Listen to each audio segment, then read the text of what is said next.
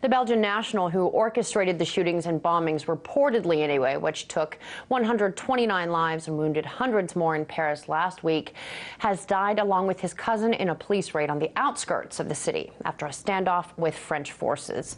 The bullet-ridden body of 27-year-old Abdelhamid Abaaoud was identified after the raid. He was a member of ISIS who went to Syria and returned to Europe bent on carrying out attacks on civilians.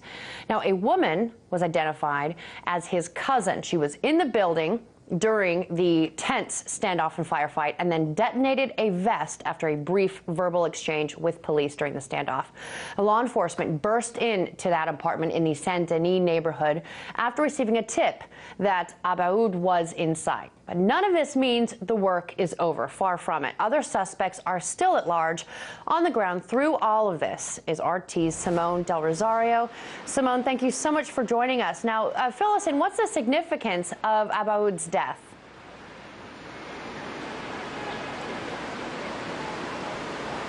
On one hand, Lindsay, this is a huge victory for French authorities. Abdelhamid Abaaoud, believed to be one of the Islamic State's highest profile European recruits. He has been linked to several terror attacks within Europe, as well as several foiled terror attempts in Europe. You may remember the train terror attempt in France a couple of months ago, in which an American soldier foiled. He's been linked to that, as well, of course, as being the one who is believed to have orchestrated these attacks here in Paris on Friday night. So for French authorities to be able to track him down, a huge victory for them. But on the other hand, this looks really bad for Europe as a whole. Up until a couple of days ago, Abaaoud was believed to be in Syria still. The European Union intelligence had no knowledge that he was moving throughout their borders. It is a major oversight for European intelligence right now. And now in Europe, they're having to take a closer look at the security of their borders and perhaps even going as far as closing off some of the borders, which have historically been very open for Europeans to be able to travel throughout the European nations. Yeah, there's just some drastic changes. How exactly were they able to track him and his group down?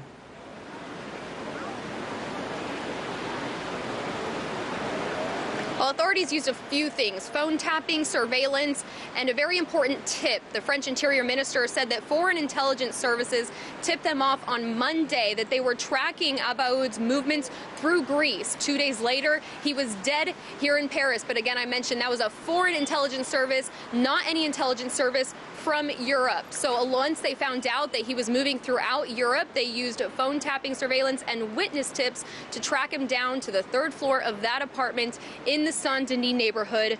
Now, authorities are using this example of being able to track him down within their city limits as proven success and as proof that the state of emergency needs to be extended. And that is exactly what the Prime Minister brought forth to Parliament today.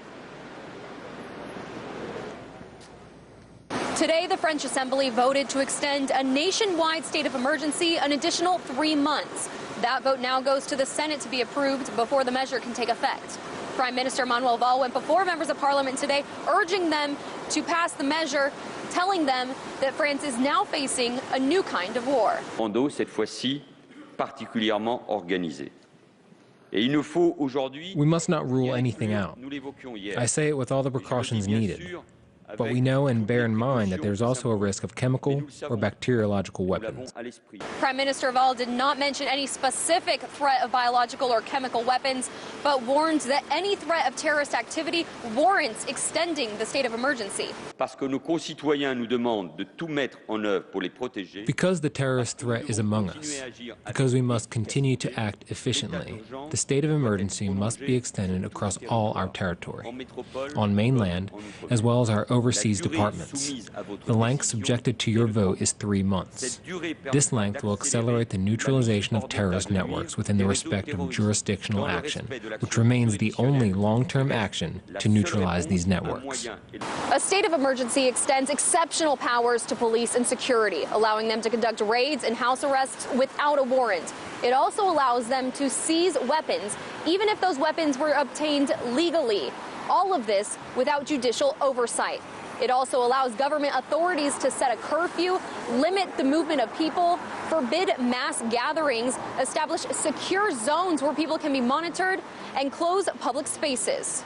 Since the state of emergency was initially implemented following Friday's attacks, the French Interior Ministry says that law enforcement has conducted 414 raids, made 60 arrests, and seized 75 weapons, including 11 military-style firearms. Authorities are crediting the initial state of emergency with being able to conduct those actions, then using it to justify extending it an additional 3 months. But this extension of government authority could restrict the rights of the people of France at a level not seen in more than 50 years. Now, in addition to extending the state of emergency for 3 months, President Francois Hollande is also proposing some constitutional changes. He wants to broaden surveillance powers more than the state of emergency allows and strip French citizenships of their citizenship if they are believed to be linked to any terror activity. Now, though not one of the measures was voted on today, the Prime Minister pointed out that 274 jihadists who had left to go to Syria and Iraq to join the Islamic State have now returned to France. Now, France is not the only European country that is looking at some of these measures. Belgium is also looking to strip citizenships of their right into the country if they are linked to any terror activity, as well as broadening their surveillance powers. Now, Belgium has been increasingly criticized since Friday's attacks here in Paris for letting a lot of these terrorists slip through the cracks. Abaaoud was a Belgian man, and they are now taking a look at their border security to do more to make sure that this does not happen again. Wow, those are some real drastic measures being looked over in Europe. We'll definitely keep an eye on that. And thank you very much. RT correspondent Simone Del Rosario reporting from Paris.